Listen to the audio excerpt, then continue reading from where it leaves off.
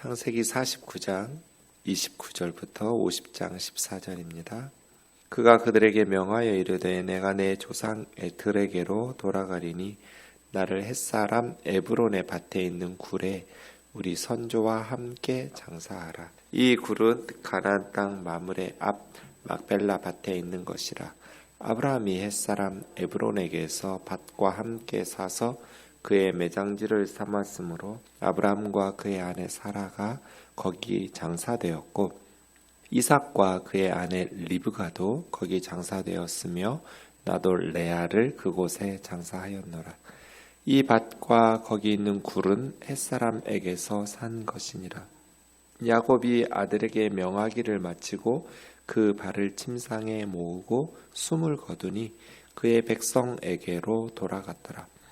요셉이 그 아버지 얼굴에 굽으려 울며 입맞추고 그 수종들은 의원에게 명하여 아버지의 몸을 향으로 처리하게 하매 의원이 이스라엘에게 그대로 하되 40일이 걸렸으니 향으로 처리하는 데는 이 날수가 걸림이며 애굽 사람들은 70일 동안 그를 위하여 곡하였더라.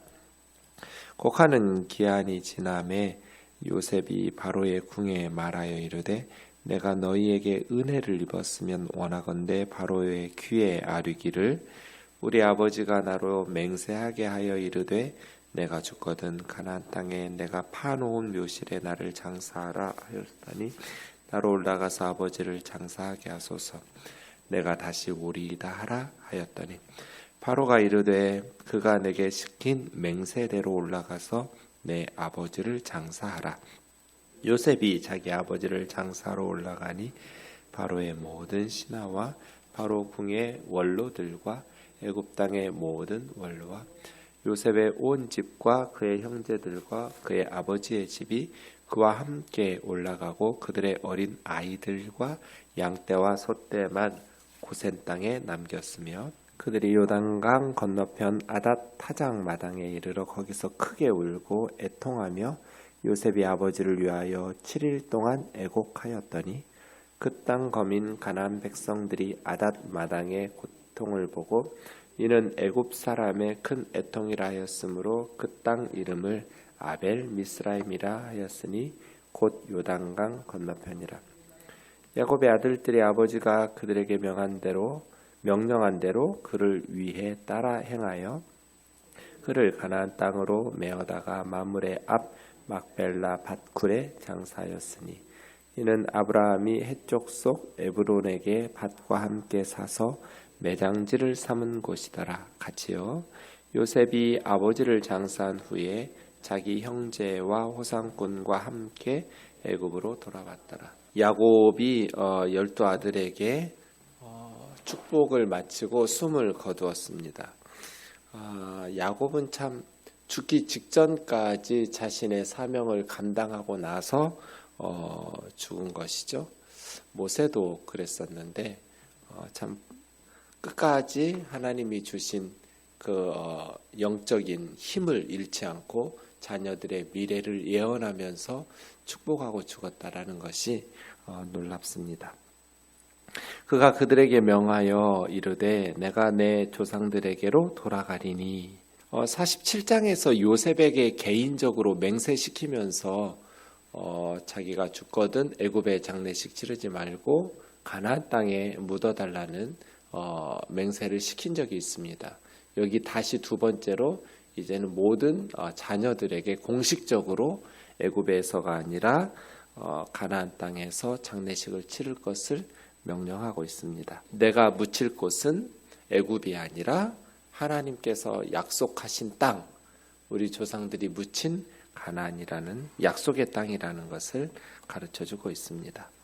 야곱은 이제 자기가 묻힐 무덤이 아브라함이 창세기 23장에 보면 햇사람 에브론에게서 샀던 막벨라 굴이었다라는 것을 언급하고 있습니다. 사실은 아브라함이 이렇게 막벨라 굴에 장례 치를 때 야곱이 살아 있었거든요. 아브라함이 175세에 죽습니다. 아브라함이 175세면 이삭은 75세일 것이고 이삭이 60살에 에서와 야곱을 낳았으니까 에서와 야곱은 15살입니다. 할아버지가 소천하셨을 때 야곱은 15살이었으니까 충분히 그때의 기억이 있었을 것이라고 보고 그 막벨라 굴에 할아버지가 어떻게 이렇게 장례식을 치루어졌는지 또 뭐 아버지 이삭으로부터 익히 들어서 잘 알고 있었을 것입니다. 헤브론에 우리 가족묘를 할아버지가 에브론이라는 사람에게서 사서 장례식을 치른다. 이렇게 매장지로 삼았다는 것이죠. 31절에 보면 아브라함과 그의 아내 사라, 이삭과 그의 아내 리브가. 리브가가 이렇게 죽었다라는 기록이 창세기에는 등장하지 않고 야곱이 바다나람의 하란에 가서 20년 동안 형을 피해서 살다가 돌아왔을 때 리브가의 유모였던 드보라의 죽음에 대해서만 언급하고 있거든요. 창세기에서는. 그래서 어머니의 죽음에 대해서는 기록이 없는데 어머니를 따라왔던 유모가 죽은 것에 대해서 창세기에 기록한 것으로 보아 아마 리브가는 야곱이 하란에 있었던 20년 동안에 가나안 땅에서 소천한 것으로, 그래서 장례식을 치른 것으로 볼 수 있습니다. 이삭과 그의 아내 리브가가 막벨라 굴에 장사되었고, 아브라함과 그의 아내 사라, 이삭과 그의 아내 리브가이면 나도 나의 아내 레아 이렇게 말했으면 좋았을 텐데 아내라는 말이 없습니다. 레아에는. 나도 레아를 그곳에 장사하였노라. 어찌 보면 야곱에게 있어서 레아는 참 자기 아버지 라반과 합세해서 야곱을 속이고 결혼한 것이기 때문에 장례식을 치른 이 부분에 대해서도 아내인데 아내라는 언급이 없다는 것은 좀 독특합니다. 아마도 레아는 애굽으로 이주하기 전에 가나안 땅에서 소천한 것 같습니다. 레아가 소천해서 막벨라 굴에 장례식을 치렀던 것 같아요. 이 밭과 거기 있는 굴은 햇사람에게서 산 것이라. 야곱이 아들들에게 명하기를 마치고 그 발을 침상에서 모으고 숨을 거두니 그의 백성에게로 돌아갔더라. 야곱은 정말 파란만장한 삶을 살았던, 스스로도 바로왕에게 내가 130살인데 험악한 인생을 살았다고 말할 만큼, 그리고 애굽에서의 17년 요셉과 함께 편안하게 이렇게 행복한 노후를 보내지 않았을까 그런 생각이 듭니다. 이때 보면서 좀 죽음에 대해서 생각하게 됩니다. 우리 모두가 다 언젠가 주님이 재림하시기 전 안에 우리가 죽는다면 이 순간이 있다라는 것. 그런데 현대인들은 너무나 지나치게 죽음에 대한 이야기들이 없어요. 현재에 붙잡혀서 산다. 마치 영원히 살 것처럼. 그런데 사실은 우리 주위를 조금만 둘러보아도 죽음이 우리 곁에 늘 가까이 있다라는 것을 알 수 있습니다. 최근 지난주인 것 같은데요. 태국의 40대 48인가요? 선교사님이 비가 많이 왔대요. 태국에도. 그래서 이렇게 예배당을 수리하려고 올라갔다가 전기에 감전돼서 바로 소천하셨어요. 상상이나 했겠어요? 비가 많이 와서 누전이 돼가지고 지붕을 수리하러 올라갔다가 누전이 돼서 감전이 돼서 40대의 젊은 선교사님이 갑자기 소천하게 되는 이러한 일들은 너무나 많이 있는 것이죠. 우리 주변에 늘 죽음이 가까이 있다. 그러므로 그리스도인들은 항상 죽음에 대해서 주님이 말씀하신 슬기로운 5 처녀와 같이 늘 준비하고 또 우리 삶이 언젠가 그날이 온다라는 것을 기억하면서 그런 준비된 삶을 살아야지, 마치 나는 아직 몇십 년 남았어, 아직도 한참 더 이렇게 건강하고 아무 일 없이 진행될 것처럼 사는 것은 어리석은 거죠. 야곱이 그의 조상들에게로 돌아간 것처럼 우리도 언젠가 우리 조상들에게로 돌아가서 주님의 품에 안기게 되겠죠. 근데 제가 늘 말합니다. 마지막 순간에 내가 떠들었으면 좋겠다. 야곱처럼 니들이 떠들지 말고, 특히 목사 데려다가 막 시끄럽게 울고 막 예배하고 찬송하고 그딴 짓 하지 마라. 이 땅에서의 마지막 순간을 나는 예수님을 묵상하면서 예수님하고 이렇게 집중하면서 죽고 싶지, 막 옆에서 울고 나 죽고 나면 울어라. 울든지 말든지. 마지막 순간에 나는 우리 주님을 묵상하고 싶지, 막 옆에서 시끄러운, 그거 귀찮을 것 같다, 이런 생각을 합니다. 마지막 이 땅에서의 삶을 마무리하고 야곱처럼 죽으면 참 좋겠죠. 자녀들에게 축복하면서 기도해주고 어떤 영적인 그런 힘이 있어서 그러한 마무리를 지으면 좋겠다. 그리고 대표로 아들이 날 위해서 기도해주고 그렇게 떠나면 어떨까? 그런데 그걸 누가 예상할 수 있겠어요? 우리 마지막에 대해서는 어떤 마지막이 될지 알 수 없지만 어쨌든 야곱은 참 끝까지 영적인 힘을 잃지 않고 그 예언적 능력을 가지고 12아들 하나하나 이름도 순서도 없이 그냥 그대로 엄청난 사역을 마무리하면서 조용히 숨을 거두는 이 모습이 정말 복되다, 놀랍다, 이런 생각을 하게 됩니다. 어쨌든 여러분도 여러분 자신에 대해서 마지막 순간을 주님 앞에 기도하면서 어떻게 마무리를 지어야 될 것인지, 그날이 오늘일지 아니면 몇십 년 후일지 알 수 없지만 늘 예수 그리스도 안에서 주님과 동행하는, 묵상하는 그러한 집중하는 마음에 가득한 것들이 있어야 될 것 같아요. 요즘 너무나 많은 그리스도인들이 스마트폰을 붙들고 살고 드라마나 뉴스나 이런데 정신이 빠져 사는데 마지막 순간에 드라마가 생각나고 연예인이 생각나고 정치 뉴스가 생각나고 이건 진짜 저주인 것 같아요. 평소에 주님을 묵상하고 주님에 대해서 집중하고 주님에 대해서 관심이 있고 마음에 늘 교제하는 영적 교제가 있어야 마지막 순간에도 주님이 생각나고 주님을 묵상할 수 있지 않을까, 이런 생각은 하게 됩니다. 50장입니다. 요셉이 그 아버지의 얼굴에 굽으려 울며 입맞추고, 이렇게 야곱처럼 죽고 난 후에 울란 말이에요. 괜히 살아계신데 울고불고 하면서 귀찮게 하지 말고. 참 요셉이라는 총리님은 감성이 메마르지 않았다, 이런 생각이 들죠. 이제 아버지를 울면서 입을 맞추고, 그 수종들은 의원에게 아버지 몸을 향으로, 성경에 보면 두 사람이 미이라로 처리되었어요. 야곱과 요셉이에요. 제가 생각할 때 야곱과 요셉이 미이라로 요셉이 야곱 아버지를 미이라로 향처리한 것은 애굽의 종교 때문이라기보다는 가나안까지 멀리 가야 하잖아요. 한동안. 그러니까 그냥 이 상태로 아버지의 시신을 가지고 갈 수는 없죠. 오랜 시간이 걸리니까요.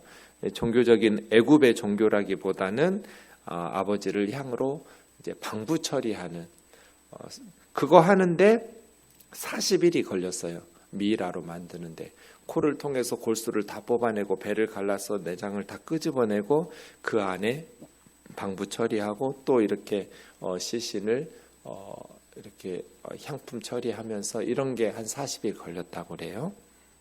미이라로 만들어냈어요. 애굽 사람들은 70일 동안 곡하였더라. 디오도루스라는 역사학자의 그 남긴 거에 보면 보통 애굽의 왕들을 70일 동안 애곡했다고 그래요. 왕이 소천하면. 근데 아마 이 야곱은 40일 향처리한 걸 포함해서 70일 것이다, 이렇게 봅니다. 멀리 가야 되니까요. 그래서 40일 더하기 30일의 애도기간, 이렇게.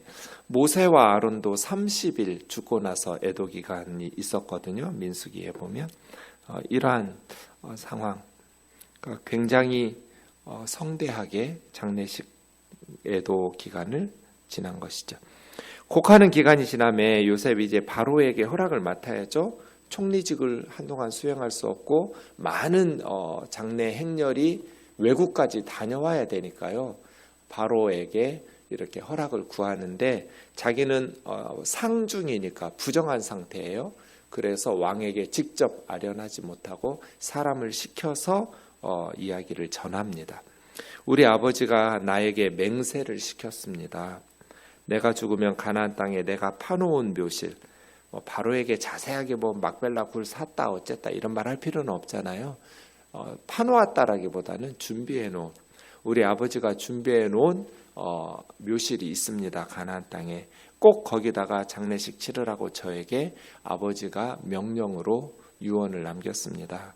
올라가서 장례식 치르고 내가 반드시 돌아오겠습니다.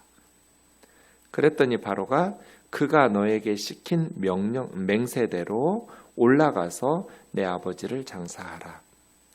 군더더기가 없죠.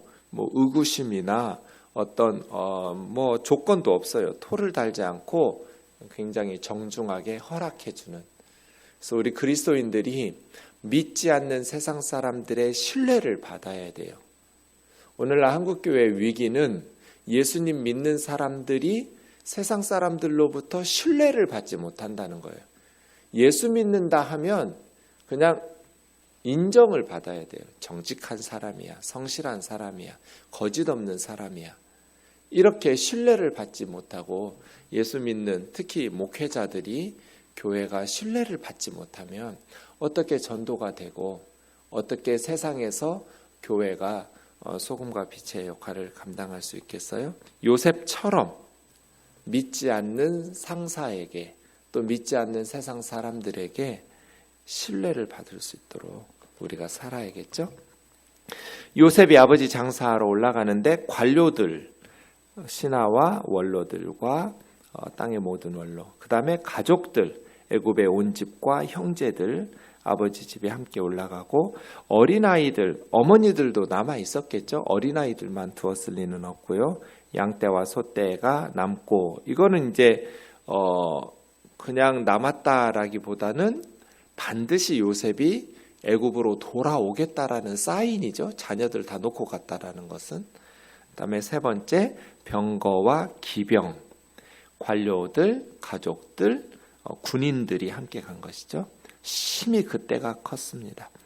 10절, 그들이 요단강 건너편 아닷의 타작마당이 어딘지 정확한 위치를 모릅니다. 이 아닷 타작마당과 아벨 미스라임 이렇게 부른 같은 곳인데요. 아벨이라는 말은 통곡하다, 애곡하다라는 뜻이고요. 미스라임이 애굽이에요.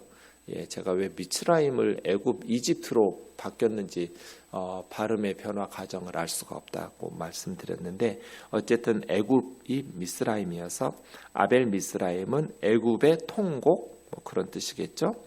이 애굽의 통곡, 아벨 미스라임이라고 불렸던 아닷 타작마당이 요단강 동쪽인지 서쪽인지도 학자들에 따라서 주장이 달라요. 아마 11절에 그 땅 거민 가나안 백성들이 했으니까 요단강 서쪽에 요단강을 건너서 아벨 미스라임이라고 아닥 타작마당이 있지 않았나? 이렇게 저는 추측이 되는데요. 어쨌든 정확한 위치를 지금으로서는 알 수가 없고, 그곳에서 7일 동안, 그러니까 이제 마지막 장례식 직전에 7일간의 또 다른 가나안 땅에서의 애통하는 기간을 지냈습니다. 요단강을 건너서 야곱의 아들들이 아버지에게 명한 대로 다 행하여 가나안 땅에 메어다가 아므레 앞 막벨라 밭 굴에 장사했으니, 헤브론이에요. 아브라함이 해쪽 속 에브론에게 밭과 함께 사서 매장지 삼은 곳이었더라. 계속 반복하고 있죠. 땅에 대해서. 왜냐하면 창세기는 하나님의 나라가 주제예요. 아브라함의 가족을 통해서 이 땅에 이루어지고 있는 하나님의 나라. 하나님의 나라를 이루는데 핵심 요소가 세 가지예요. 언제나 정상적인 나라는 세 가지가 있어야 돼요. 국민, 주권, 영토. 사람이 없는데 빈 땅에 무슨 나라가 돼요? 국민. 그래서 창세기는 계속해서 씨에 대해서 이야기해요. 하늘의 별과 같이 바다의 모래와 같이. 씨, 하나님의 백성이죠. 국민. 그 다음에 땅이 필요하잖아요. 국민들이 뭐 바다에 배 타고 떠다니는데 정상적인 나라는 아니잖아요. 그 백성들, 국민이 터전으로 삼고 살고 있는 땅. 지금 하나님께서 하나님의 나라를 세우겠다고 약속하신 땅이 가나안이잖아요. 그래서 창세기는 땅에 대해서 굉장히 주목시키고 있어요. 영토니까요. 그 다음에 그 하나님의 나라는 어떤 공간적 개념이 아니에요. 천국은 죽어서 가는 저기 어떤 공간, 우주 밖의 공간, 그런 개념이 아니에요. 천국은 하나님의 주권이 임하는 통치를 하나님의 나라라고요. 그래서 지금 우리에게 임하신 예수 그리스도로 말미암아 임하신 하나님의 통치, 그게 하나님의 나라죠. 우리 우면동 교회가 하나님의 나라인 것은 이곳의 주권, 이곳의 주 대신 하나님의 통치가 임하기 때문이죠. 물론 온전히 이루어지지는 않죠. 이 땅에 있는 동안에는 부분적이고 불완전하죠. 하나님의 통치가. 그러나 미래에 우리가 저 세상에서 누릴, 새하늘과 새 땅에서 누릴 하나님의 통치, 그 하나님의 다스리심 가운데 누리게 되고 맛보게 될 것을 미리 선취해서 이 땅에서 누리는, 그게 하나님의 나라죠. 하나님의 나라는 이미 이루어졌고 그러나 아직 완성되지는 않았고, 나의 구원은 이미 이루어졌고 그러나 아직 완성되지는 않았고, 그래서 구원을 이미 받았고 한편으로는 구원을 이루어가는, 나 자신을 쳐서 복종시키면서 이러한 이중적인 역설적인 의미가 있는 것이죠. 하나님의 나라는 우리 가운데 이미 임했다. 그래서 죽어서 가는 어떤 공간이라기보다도 거기가 하나님의 나라인 것은 하나님의 주권이 온전히 이루어지기 때문이죠. 천국은. 그러나 지금 이 땅에서도 하나님의 나라는, 그래서 이 땅의 국민, 영토, 주권, 여기에 창세기는 그리고 모세오경은 포커스를 맞추고 있는 것이죠. 그래서 이거 뭐 이 땅 얘기가, 막벨라 굴 얘기가 뭐가 그렇게 중요하다고 이렇게 계속, 네, 중요해요. 14절, 요셉이 아버지 장사한 후에 약속한 대로 형제와 호상꾼이라는 것은 장래 행렬을 호위한 군대, 이런 뜻인데요. 여기서는 가족 외의 모든 다른 사람들을 호상꾼이라고 했겠죠. 그래서 표준 세번역 같으면 다른 모든 사람들과 함께 애굽으로 돌아왔도다. 아직 가나안 땅을 줄 때가 아니에요. 아모리족 속에 죄악이 가득 차지 않았으니까요. 그래서 애굽으로 돌아와서 430년 지났을 때 모세와 함께 출애굽하는 것이죠. 15절부터는 주일에 묵상하도록 하겠습니다. 우리의 삶, 때로 험악할 수 있지만 값지게 살았으면 좋겠어요. 야곱처럼. 값지게 산다라는 것은 하나님의 나라의 백성으로 산다는 거예요. 하나님의 나라의 유익한 삶을 산다는 거예요. 이 세상에서 부귀영화를 누리는 것, 목회를 크게 하는 것, 이것이 값진 인생이 아니라 크든지 작든지, 그건 세상 사람들의 평가 기준이고요. 예수님의 평가 기준은 과부가 제일 크게 헌금한 거니까 이 세상 사람들의 기준과는 달라요. 예수님의 판단 기준은 우리가 얼마나 하나님의 나라 일꾼으로 값지게 살았는지, 무익하게 살면 안 돼요. 하나님에게나 사람들에게나 하나님의 나라에 유익한 종으로 살고, 착하고 충성된 종으로, 악하고 게으르지 않도록 하나님의 나라를 바라보면서 하나님의 통치가 임하도록 이 복음을 위해서 기도하고, 선교사님들을 위해서 늘 기도하고, 이 복음이 저 북녘 땅에 우리가 살고 있는 이 지역에 하나님의 통치가 임하도록, 그 통치는 예수 그리스도의 진리 안에서 생명과 연관되어 있어요. 사람들을 살려내는, 하나님의 통치가 임하는 곳마다 마른 해골 골짜기, 에스골 골짜기 같은 사망이 가득한 곳에 생명의 기운이 불어오죠. 하나님의 통치가 임하는 곳마다 모든 미움과 갈등과 증오와 욕심과 탐욕과 우상숭배와 이 세상의 육신의 것들은 줄어들고 사라지고 진리와 평화와 자유와 기쁨과 그러한 이 생명의 역사들이 확대되는 그러한 삶을 살아가는 저와 여러분 되기를 주의 이름으로 축원합니다. 기도하겠습니다. 살아계신 하나님 아버지 감사합니다. 아버지 야곱의 노년이 아들 요셉으로 말미암아 풍성해졌습니다. 야곱은 눈을 감을 때 요셉을 믿고 마지막까지 사명을 다하면서 험악한 인생 살았지만 하나님 나라의 12지파의 초석을 이루는 기둥이 되었습니다. 하나님의 은혜였습니다. 오 자비로우신 주님, 우리에게도 은혜를 베푸셔서 우리의 삶 값지게 하나님 나라 일꾼으로 쓰임받으며 살 수 있도록 인도하여 주시옵소서. 오늘 또 우리에게 주신 삶의 귀한 날입니다. 하나님이 주신 선물과도 같은 이 소중한 날, 하나님 나라 백성으로 하나님의 통치를 구현해내면서 하나님이 우리와 함께 계심을 믿음의 눈으로 또 우리의 입술의 고백으로 예배하고 찬양하면서 주님 앞에 값 있는 하루 살아갈 수 있도록 인도하여 주옵소서. 예수님의 거룩하신 이름으로 기도하옵나이다. 아멘.